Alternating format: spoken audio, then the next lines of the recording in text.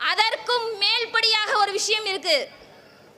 Identity of the constitution, இந்திய அரசியலமைப்பின் முகப்புரை. அந்த முகப்புரையில் 4 விஷயங்கள் பற்றி பேசப்படுது. Justice, liberty, equality, fraternity. அதுல அந்த லிபர்ட்டியை பற்றி சொல்லும்போது அந்த 4 விஷயங்களில் ஒரு விஷயம் liberty. Liberty of thoughts, expression, beliefs, faith and worship. அதாவது சிந்தனையை வெளிப்படுத்துவதில், பற்றுறுதியில், நம்பிக்கையில், வழிபாட்டில் முழு சுதந்திரம் பேசுது. ஐடென்டிட்டி கார்டு ஆஃப் கான்ஸ்டிடியூஷன் பேசுது. இந்திய அரசியலமைப்பினுடைய முகப்புரை பேசுது.